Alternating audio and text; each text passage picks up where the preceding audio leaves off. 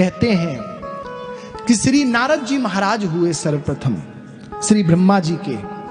श्री नारद जी महाराज से कहा सृष्टि की संरचना करो,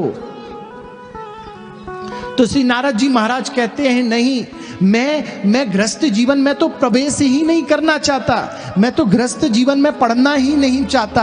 और जैसे ही ब्रह्मा जी महाराज कहते हैं श्री नारद जी महाराज से कि सृष्टि की चर्चा संरचना करो, तो श्री नारद जी महाराज श्रीमन नारायण नारायण नारायण श्रीमन नारायण नारायण नारायण श्रीमन नारायण नारायण नारायण श्रीमन नारायण नारायण नारायण श्रीमन नारायण नारायण नारायण।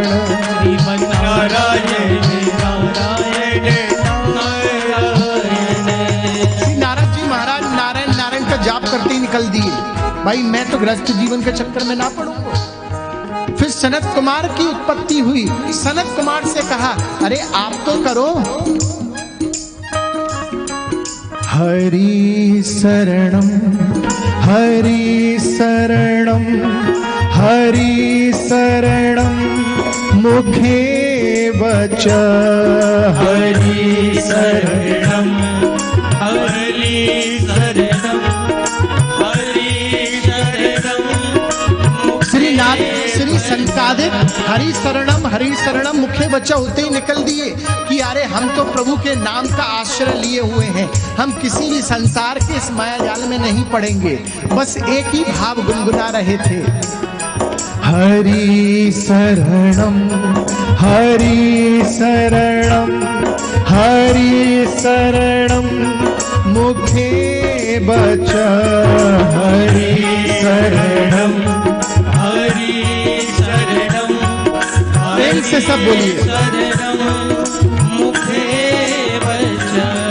हरि शरणम हरि शरणम हरि शरणम मुखे बचा हरि शरणम हरि शरणम हरि शरणम मुखे बचा हरि शरणम हरि शरणम हरि शरणम मुखे बचा हरि।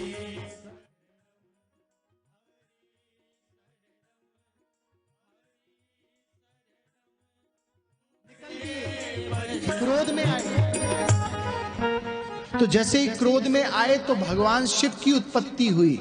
तो भगवान शिव से श्री ब्रह्मा जी महाराज बोले आपकी क्रोध में उत्पत्ति हुई है, इसलिए आप प्रलय के देवता बन जाओ। तो प्रलय के देवता बना दिए।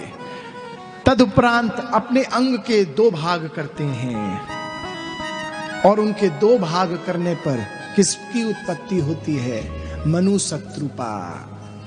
यहां पर कहते हैं कि जब उनको कोई चीज नहीं दिखाई देता ना तो एक दिन उदास हो जाते, और जैसे ही उदास हुए तो उनकी नासिका से साक्षात 12 भगवान का अवतार हुआ।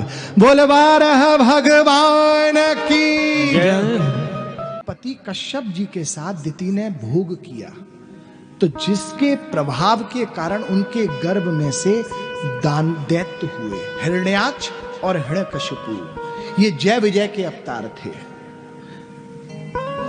जिनको संकादिक महर्षि जी का श्राप प्राप्त था। बंधुओं याद रखना, सायं वेला में ठाकुर जी विशेष रूप से माता पार्वती जी के साथ भोले बाबा आकाश में विचरण करते हैं।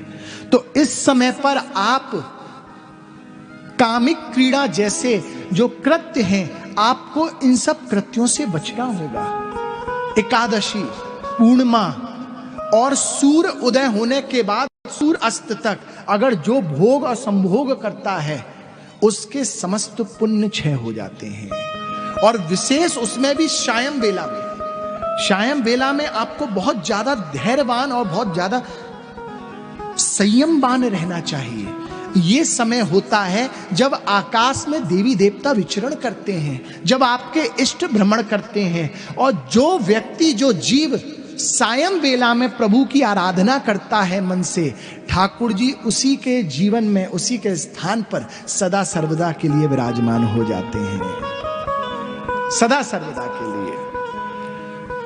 दिति के 2 पुत्र हुए, हिरण्याक्ष हिरण्यकशिपु।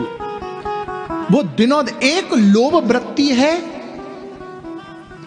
और एक जो है वो क्रोध वृत्ति है। एक लोभ वृत्ति है, एक क्रोध वृत्ति है। एक के अंदर संग्रह की भावना है। हिरण्यकशिपु संग्रह ज्यादा करता था और हिरण्याक्ष भोगता ज्यादा था, लेकिन दोनों ही पाप के स्वरूप है।